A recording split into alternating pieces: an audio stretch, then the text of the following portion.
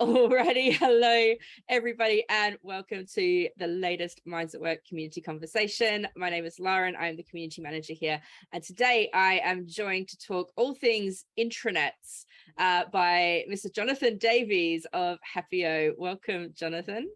Thanks, Lauren. No worries. The humble intranet has come a long way over the years and is now a veritable treasure trove of information, policies, request forms, databases, guidebooks, collateral, news, all sorts of things. And that's before you take into account the amazing work of your internal communications team to keep you informed and build a hub for the organization's culture. So that one thing is doing a lot, and sometimes it's too much. Did you know that people can spend up to 20% of their work week just looking for the information they need to do their jobs?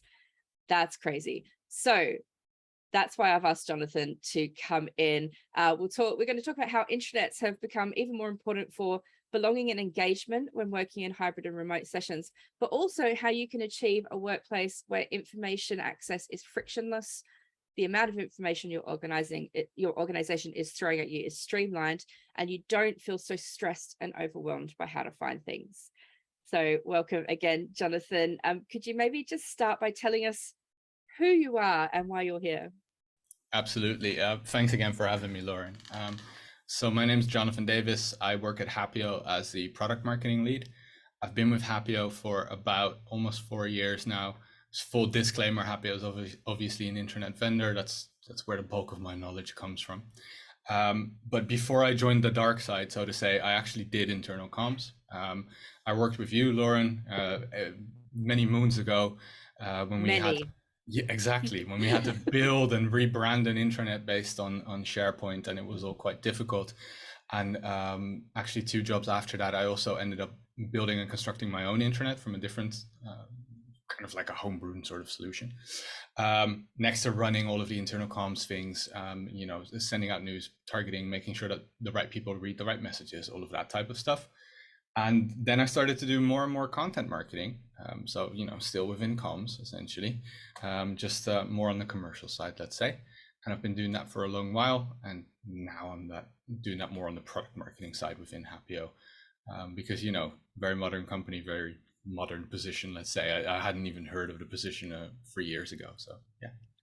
Awesome. Thank you. So those who are listening might wonder why on earth we're talking about intranets in a mental health at work community. So what is it about the humble intranet that can really influence how we feel at work?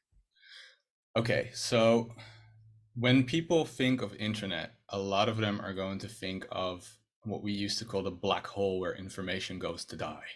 That's essentially what it was used as, a massive information dump, set it and forget it, just say that you put it out there and that's it. And that doesn't really serve a purpose. It doesn't really help anyone except for maybe a team to say we did something, and that's basically it. Now things have changed quite a lot. After the pandemic, the acceleration to hybrid and remote working has shifted exponentially. So people have kind of come to realize that they need something of a home base, let's say, where they can go and find all the things, from the very top level stuff like what's the mission and vision of my company, or what are even our strategies and objectives of this year, to the more pragmatic things like how do I file my expenses? What's our leave policy? What about paternity leave? I'm about to be a father, so I also needed to look all of those things up, right? And that kind of changed its sort of function. Now, in the sense of where does it come to play in the realm of mental health? I see it as having 2 functions. One that we really saw during the pandemic, especially also with customers, is that they use that as a home base to kind of crowdsource initiatives so that people could basically kind of feel connected again. So, for example, I can't name names, but we had a set of customers that would host yoga webinars, or that would have in a round robin fashion kind of organize chats with each other. And the home base for organizing that was the internet, mainly because they're a global company. So you don't really risk things getting missed due to time zones or location differences, right? That's why I'm saying it's kind of that home base. So on one hand, that's the kind of like the engagement side of things, the people for the people, the company taking care of you, not just financially, but also emotionally in a way. On the other hand, there's the more let's say pragmatic productivity aspect behind it. And that is the fact that we've shifted massively to knowledge work. I've been doing that basically all my career. You have as well. And I'm sure that a large majority of the Minds at Work community either work in organizations that are full of knowledge workers or are knowledge workers themselves, right?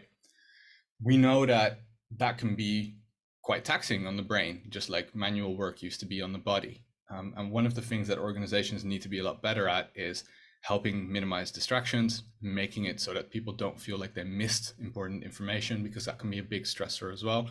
And like you said before, providing that frictionless access to information. And that's what a modern internet should do, is that, we like to call this the one source of truth. It's the one search bar I go to Google everything from within my company. That's what I want. That's what I demand, because that's my experience in outside of work. So why can't I have that inside work? Especially with knowledge workers, we share a lot of knowledge, things get missed quickly, that type of stuff. So long and convoluted answer. I hope that sort of helped. No, and it does. I like that comparison of, what we used to outside of work and why can't we get that inside of work? As you say, we used to work together. I've been promoting this as getting the gang back together, and our intranet was quite outdated for old. It was a really old version of SharePoint we were using, and it was such a frustration just not knowing how to find anything. We don't actually generally think of an intranet as a source of stress necessarily. So what have you seen, obviously again not naming names, what have you seen that perhaps people have found really frustrating about intranets that have been that source of stress for them? Well, look, I think it's I'm not a fan of the old style of intranets, and I've made that no secret, but I think it would be remiss to just say it's the fault of an intranet, because an intranet is just a tool within the communications ecosystem that is your company. You also have email, you probably have an instant messaging solution, and you have a chat at the desk, and then there's a water cooler and everything else. So you need to look at that whole ecosystem if you really want to prevent problems from happening. Now, to answer your question very bluntly, what have I seen going wrong? Well, the first and foremost is that sometimes the internet is owned by one central team, the comms team, and they're reliant on another central team, the IT team, to update it. And that in itself is terrible, because if you have 8,000 employees, or even 500 for that matter, relying on one team to update it all is what we call in the tech world a single point of failure. And then second, there's a lot of resources that are being spent from IT to update those things when, to be very honest, they have a whole bunch of other things to do as well. So it's usually never a priority for them.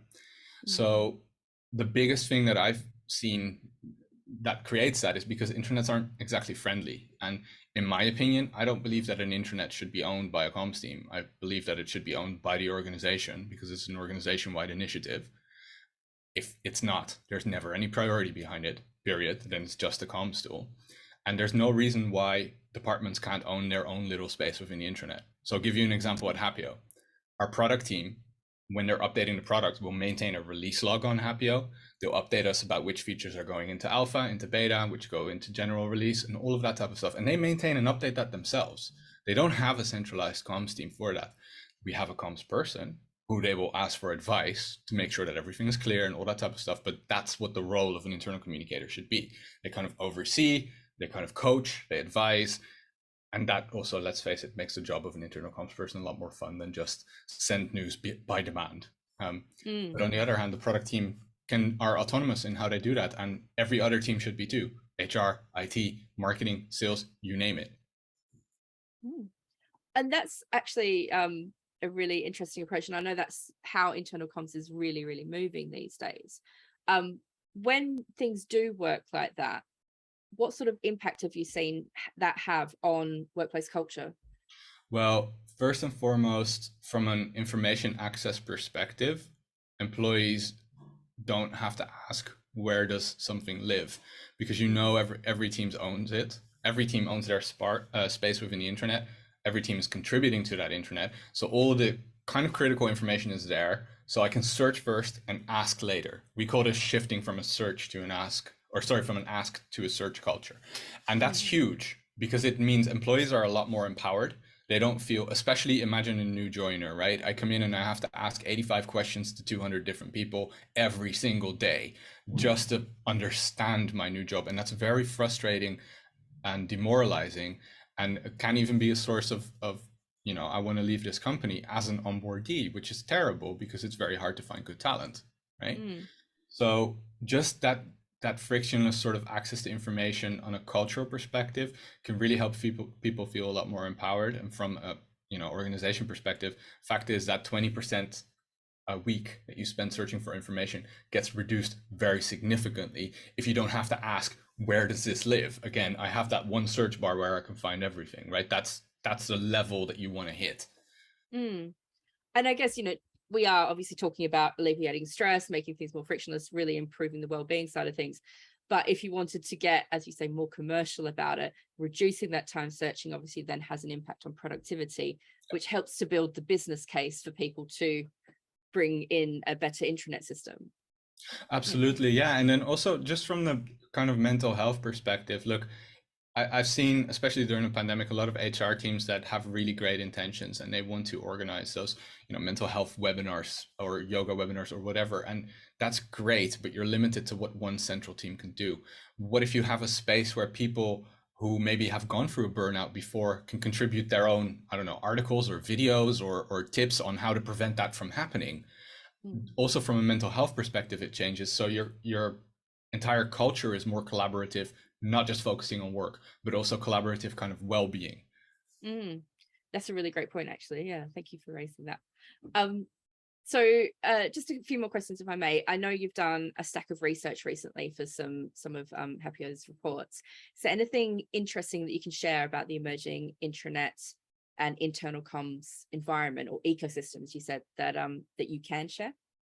Well, first, that there is a very strong demand for autonomy, and that comes from how companies have changed, right? If I join a new company, or even in my current company at Hapio, I demand autonomy. It's very simple. I don't want to have a micromanager. I don't want to have to go through 5 layers of approval to get my work done. It's a very frustrating way to work. So you want that same autonomy within the space of an intranet. So it came from knowledge worker demands. It did not come from product design or anything along those lines, right? Mm, And in that same vein, a thing that we've noticed is that, and again, the pandemic just accelerated this. It's not like it wasn't there before, but it did make it more apparent. That kind of information chaos that people go through because they have 85 notifications in Slack, 200 unread emails, of which 150 are internal. They have things floating around in Google or Word documents. Just to have all of that kind of disparity can be really confusing. So mm, again, that's kind of where that sort of internet can come in, and definitely where that modern internet should kind of come in. And that's the first thing that most people want. We want to solve that information chaos part. We want to have that central source of truth. After that, what we'll usually see is that people say, okay, great, we've sorted our file and standard information mess. Now we need to do something about our news, right? We can't mm, just broadcast everything and just send it out, and we can't have people miss things anymore, which happens in instant messaging services. So that's the mm, second thing that they'll tend to solve. And once those two have been solved, which almost go simultaneously, almost, because the first is really about establishing and the second is about optimizing, then they tend to start investing more in the engagement and cultural side of things. And they'll use that internet as a home base. Again, as an employer wanting to take care of your people, not just financially, but also emotionally.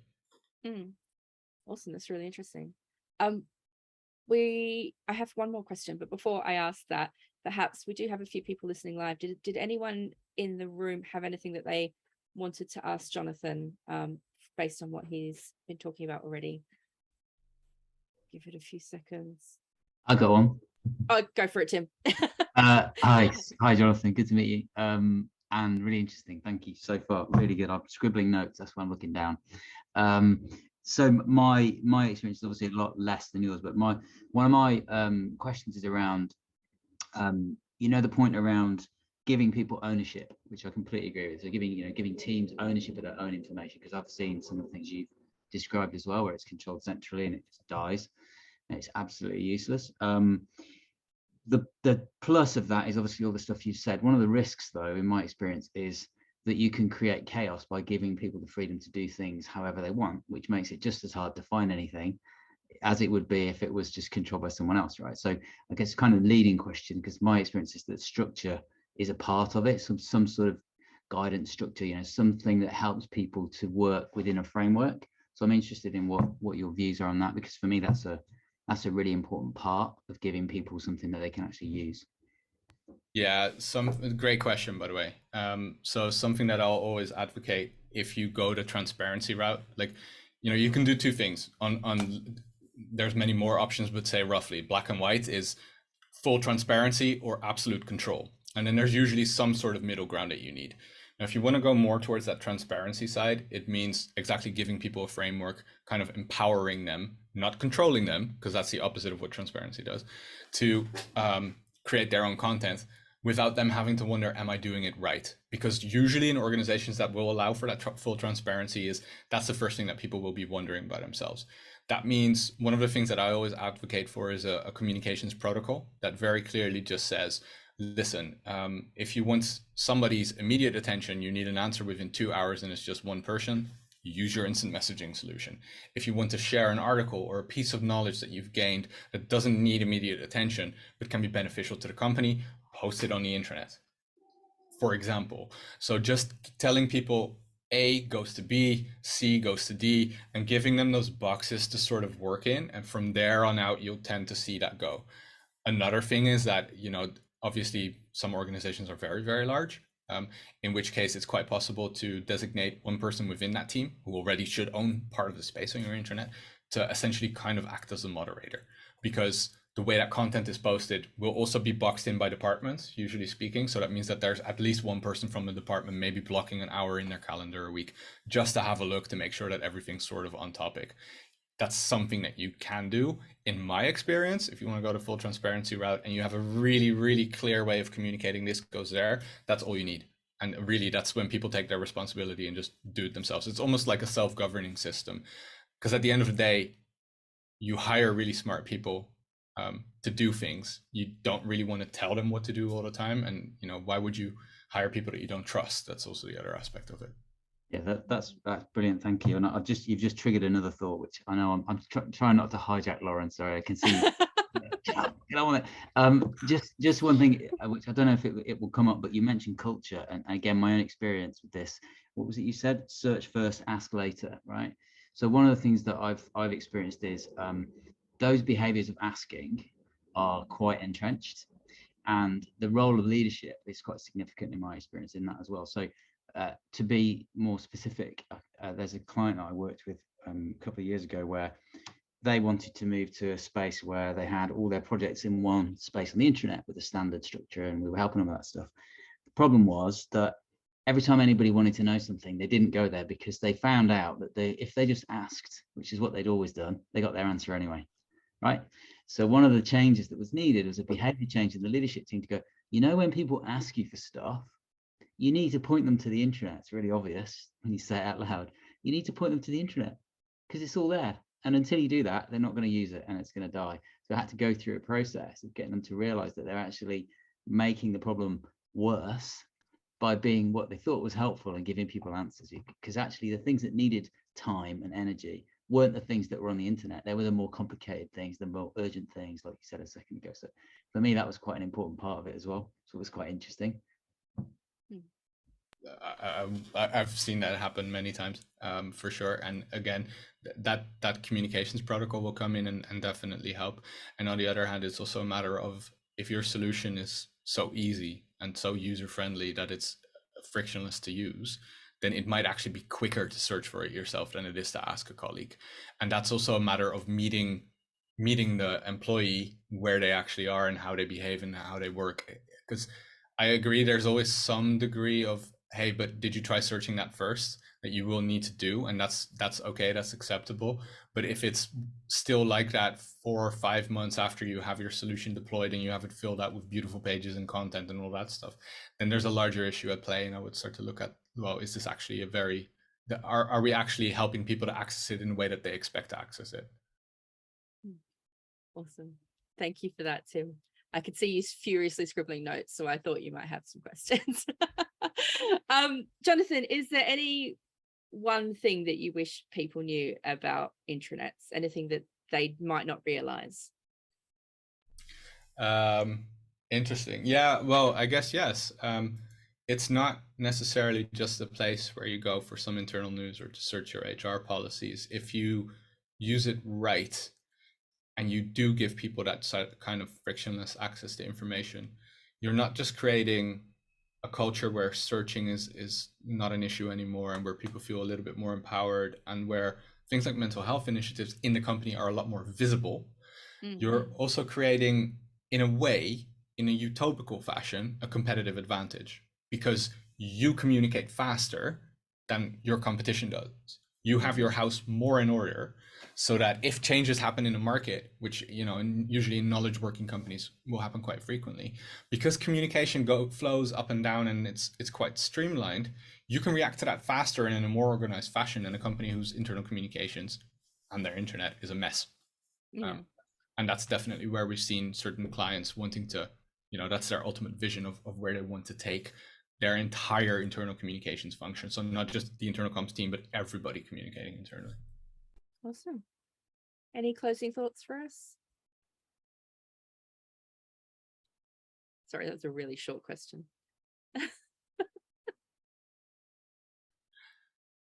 Do you have any closing thoughts, Jonathan? No, I just I really enjoyed the chat, and I think that definitely there's two things that employers just kind of need to realize. Is the amount of information that we can overwhelm our people with can definitely be a stress factor. So it's great that it exists, but we have to kind of help people structure and streamline it.